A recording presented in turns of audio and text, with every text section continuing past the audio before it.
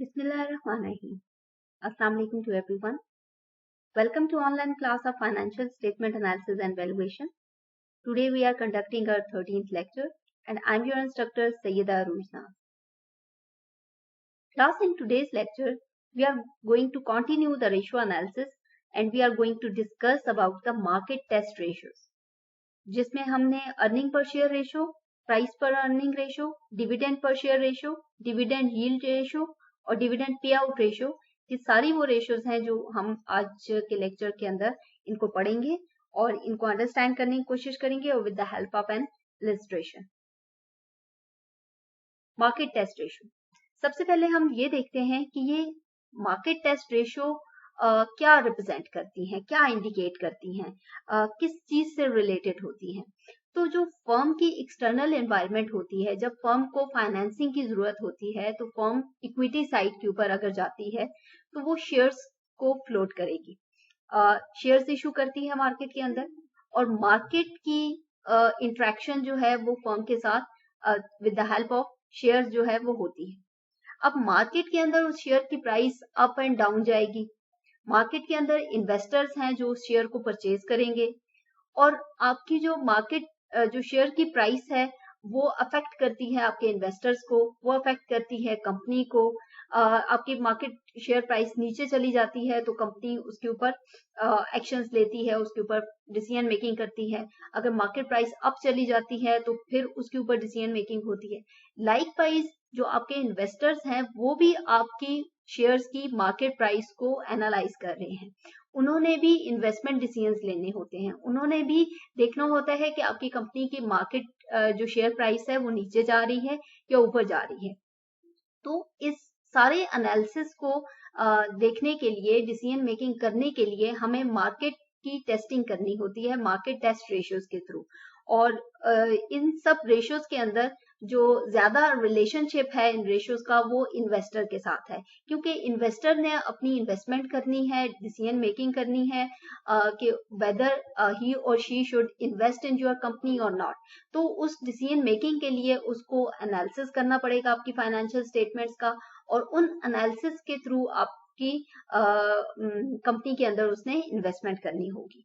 अगर तो आपकी कंपनी की प्रॉफिटेबिलिटी अच्छी है, सॉल्वेंसी रेशियोज अच्छी हैं, एक्टिविटी रेशियोज अच्छी हैं, तो हम ये प्रिडिक्ट कर सकते हैं कि आपकी मार्केट बेस्ड जो रेशियोज हैं वो भी हाई होंगी और जो आपकी शेयर प्राइस है वो हम प्रिडिक्शन करते हैं कि वो हायर जाएगी in future.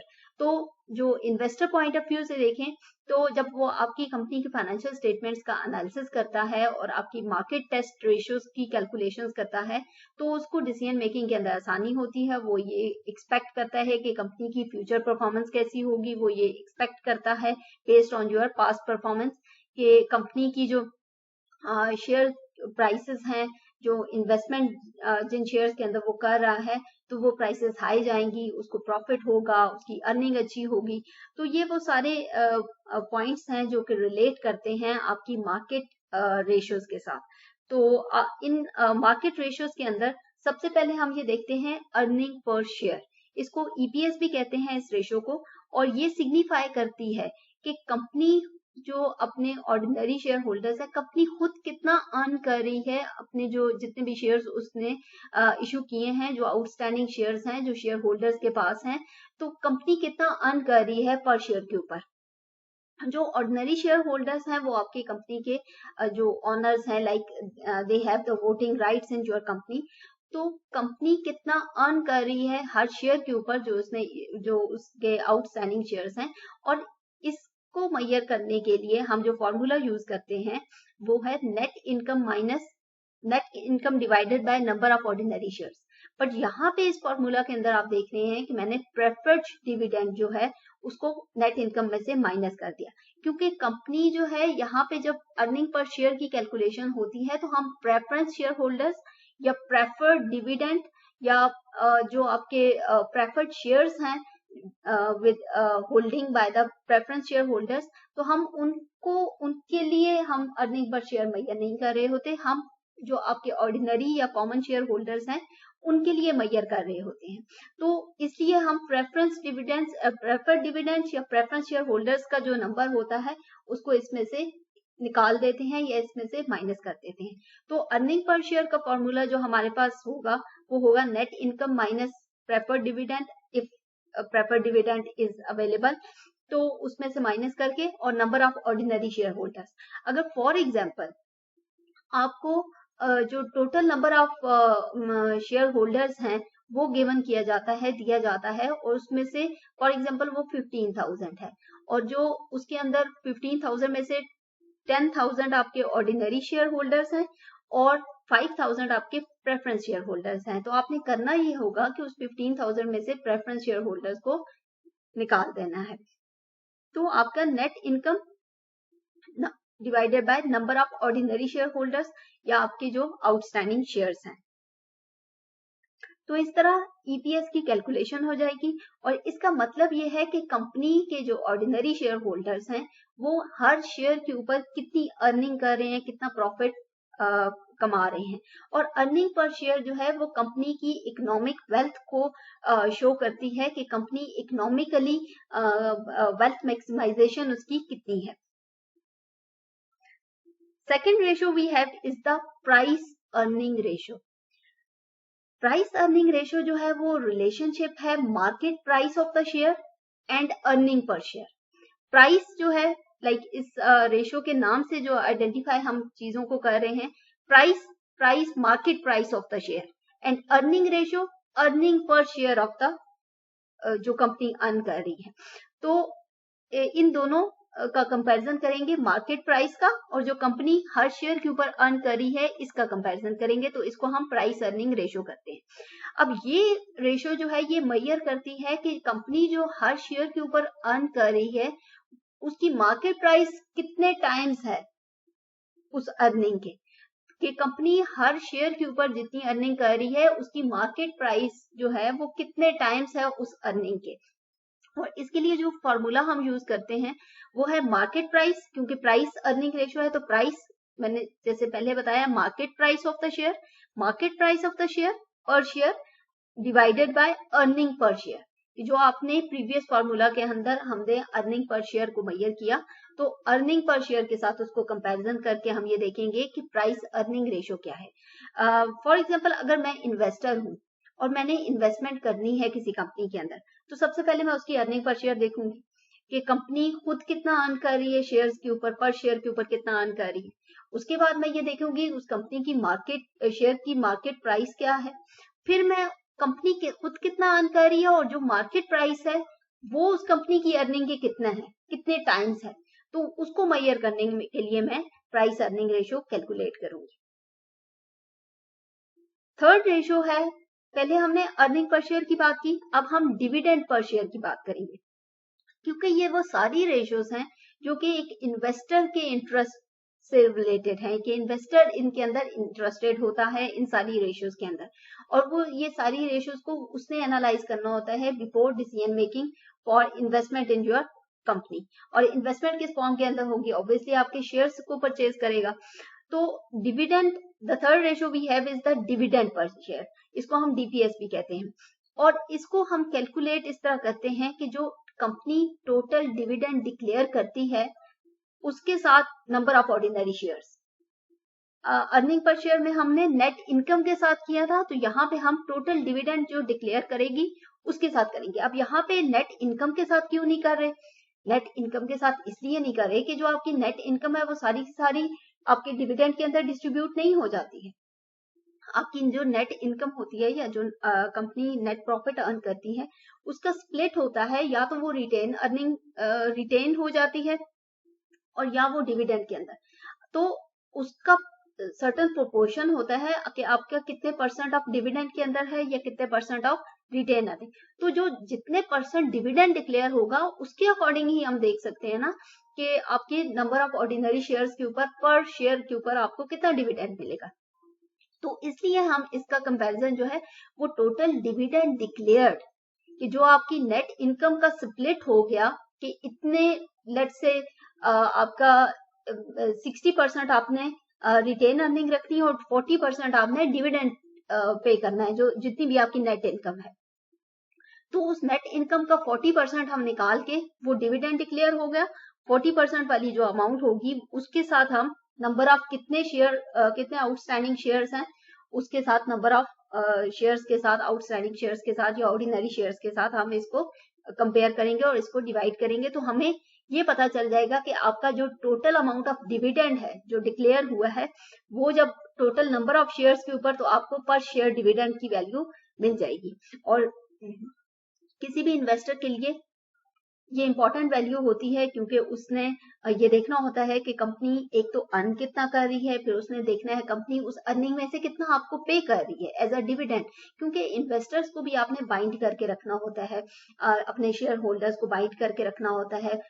Her share holder का बीइंग एन इन्वेस्टर ये एम होता है, या वो ये चाहता है कि उसको उसके ऊपर अर्निंग मिले, उसको प्रॉफिट करे, जो उसने इन्वेस्टमेंट की हो उसके ऊपर उसको रिटर्न मिले। और वो रिटर्न यहाँ पे अगर कंपनी अच्छा बेटर परफॉर्म करती है, प्रॉफिटेबल है, अच्छी इनकम जनरेट करती है, तो ऑब्वियसली उसका शेयर बनता है इन टर्म्स ऑफ डिविडेंड। तो वो डिविडेंड की फॉर्म के अंदर उसको प्लीज किया जाता है, इन्वेस्टर्स को प्लीज किया जाता है, शेयर होल्डर्स को प्लीज किया जाता है। तो इस तरह डिविडेंड पर शेयर की वैल्यू जो है वो हम कैलकुलेट करते हैं। The fourth ratio we have is the dividend yield ratio. अब डिविडेंड यील्ड क्या होता है कि जो आपका इन्वेस्टर है जिसने आपकी कंपनी के अंदर इन्वेस्ट करना है, वो ये देखना चाहेगा कि आपको उसको रिटर्न कितना मिलेगा उसकी इन्वेस्टमेंट के ऊपर। तो वो, क्योंकि अगर मैं आज बीइंग एन इन्वेस्टर किसी कंपनी के अंदर इन्वेस्ट करती हूँ, तो मैं ये देखना चाहूंगी कि मुझे कितना रिटर्न मिलेगा इस इन्वेस्टमेंट के ऊपर। पहले तो मैं उस शेयर की मार्केट प्राइस देखूंगी, और फिर ये देखूंगी कि अच्छा, जो ऑलरेडी कंपनी डिविडेंड पे करती है तो पर शेयर डिविडेंड कितना पे करती है।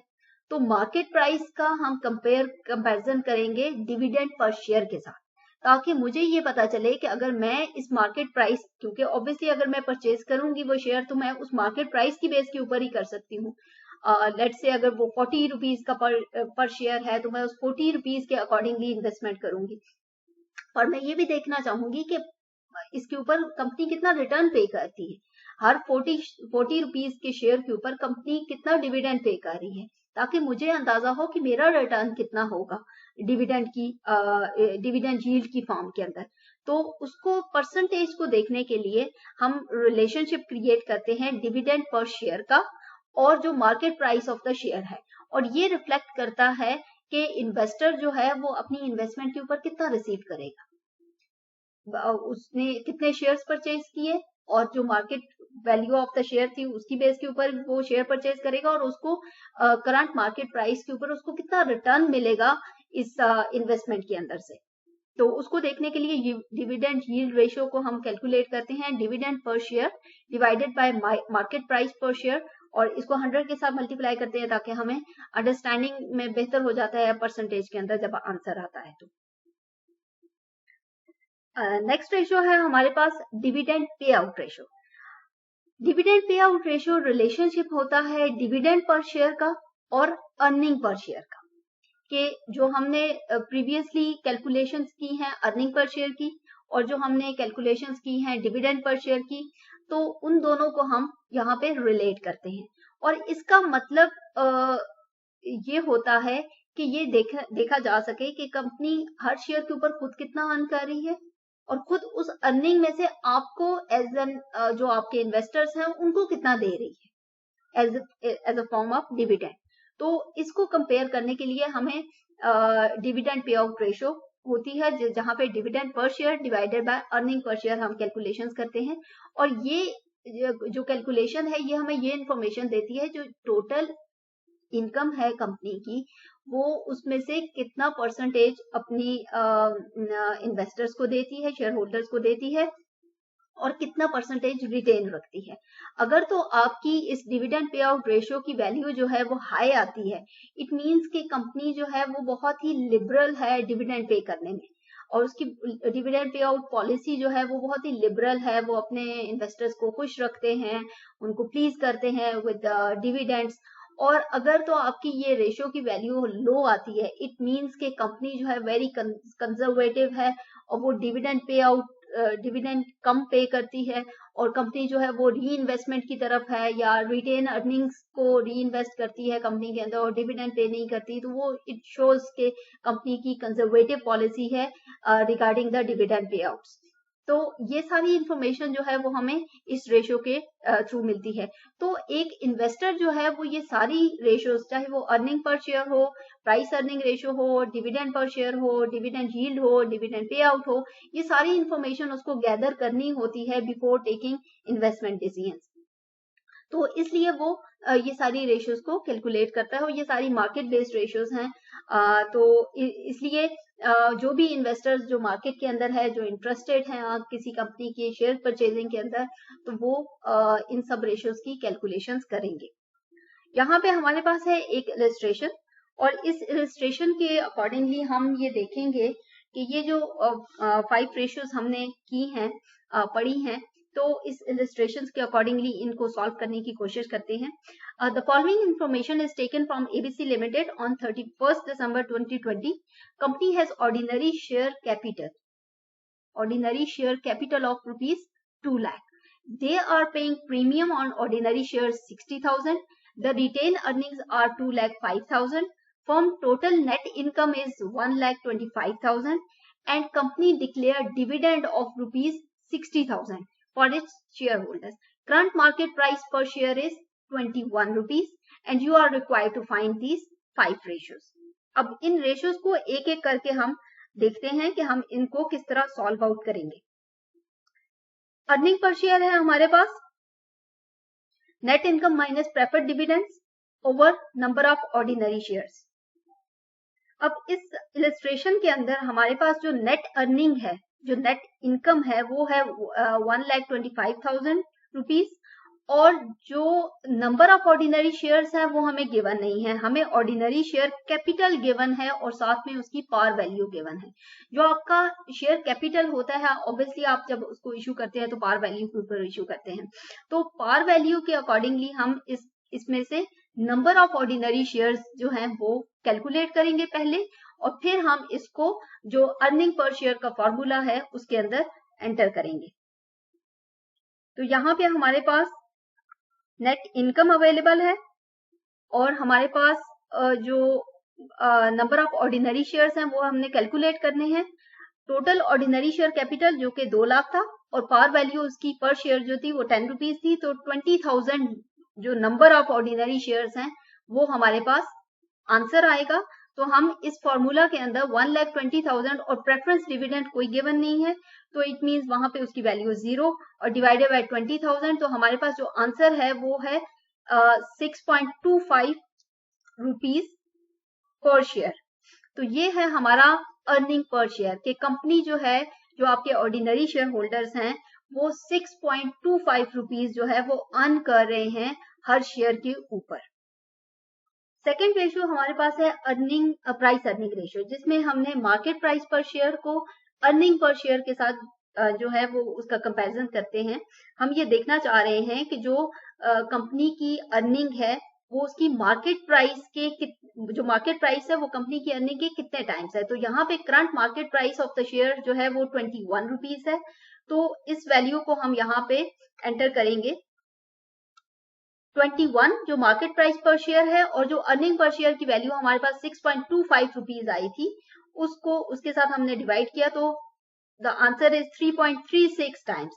मींस के कंपनी की जो अपनी अर्निंग है वो उसकी मार्केट प्राइस जो मार्केट के अंदर शेयर की प्राइस है वो कंपनी की अर्निंग के 3.3 टाइम्स हायर है। तो प्राइस अर्निंग रेशियो जो है वो किसी भी इन्वेस्टर को ये इन्फॉर्मेशन देती है कि कंपनी खुद कितना अर्न कर रही है और मार्केट के अंदर उसकी प्राइस उसकी अर्निंग के कितने टाइम्स है। तो ये इन्फॉर्मेशन हमें प्राइस अर्निंग रेशियो से पता चलेगी। नेक्स्ट रेशियो हमारे पास है डिविडेंड पर शेयर और इसको कैलकुलेट करने के लिए हमारे पास हमें जो इन्फॉर्मेशन चाहिए होती है, total dividend declare over number of ordinary shares. यहाँ पे टोटल जो डिविडेंड डिक्लेयर किया है, company declare dividend of rupees 60,000, तो कंपनी ने 60,000 डिक्लेयर किया है और जो नंबर ऑफ ऑर्डिनरी शेयर्स हैं वो हमारे पास यहाँ पे हमने कैलकुलेट पहले किए थे 20,000, तो उसके साथ हम कंपेयर करेंगे। इसका मैंने पहले भी आपको बताया था कि हम इसको नेट इनकम के साथ हम इसको कंपेयर इसलिए नहीं कर रहे क्योंकि आपकी सारी नेट इनकम सारा डिविडेंड के अंदर डिस्ट्रीब्यूट नहीं हो जाती। तो हमने सिर्फ वही अमाउंट लेनी है जो कंपनी डिक्लेयर करेगी कि उसने एज अ डिविडेंड पे करनी है। तो जो टोटल डिविडेंड डिक्लेयर है उसके साथ नंबर ऑफ ऑर्डिनरी शेयर्स को हम कंपेयर करेंगे तो हमें डिविडेंड पर शेयर की वैल्यू हमें कैलकुलेट हो जाएगी। तो टोटल 60,000 डिक्लेयर किया गया था और नंबर ऑफ ऑर्डिनरी शेयर जो है वो 20,000 है। तो 3 रुपीज पर शेयर जो है वो हमारी डिविडेंड की मतलब पर शेयर डिविडेंड जो है वो कंपनी ने पे करना है 3 रुपीज पर शेयर। तो ये हो गया हमारा डिविडेंड पर शेयर। और उसके बाद फोर्थ रेशो है हमारी डिविडेंड यील्ड रेशो।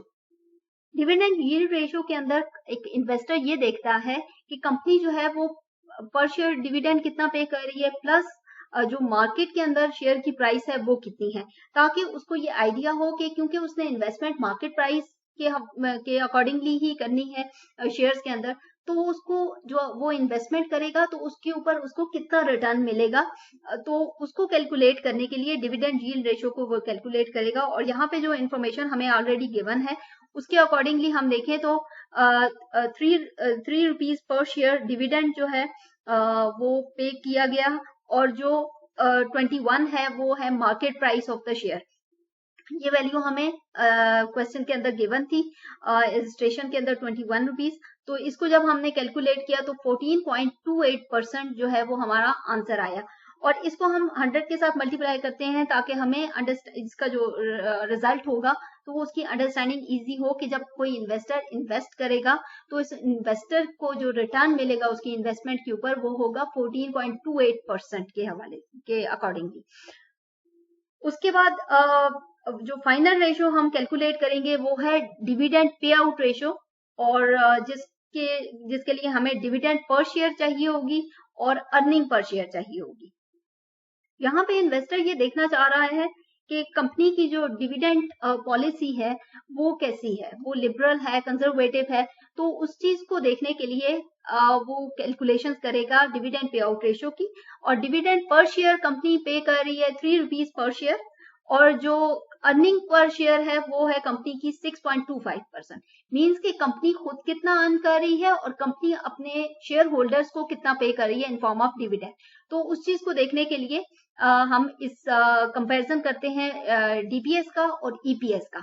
और 3 डिवाइडेड बाय 6.25 तो हमारे पास आंसर ऑलमोस्ट 0.5 आता है, जिसका मतलब है कि कंपनी अपनी जो अर्निंग पर शेयर है उसका 50% डिविडेंड में पे कर रही है। तो which is a good sign.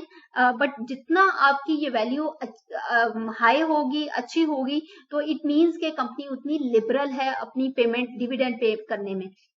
और जितनी ये वैल्यू लो होगी इट मीन्स के कंपनी जो है वो बहुत कंजर्वेटिव है और डिविडेंड जो है वो पे नहीं करती। तो होप इस इलस्ट्रेशन से आपको इन सब रेशियोज की अंडरस्टैंडिंग हो गई होगी कि ये एक इन्वेस्टर के लिए कितनी इंपॉर्टेंस रखती हैं ये सारी रेशियोज, और ये सारी मार्केट टेस्टिंग के लिए कितनी इंपॉर्टेंट है। और इससे रिलेटेड कोई भी आपकी क्वेश्चंस और क्यूरीज हो, you are most welcome. Thank you for joining. अल्लाह हाफिज।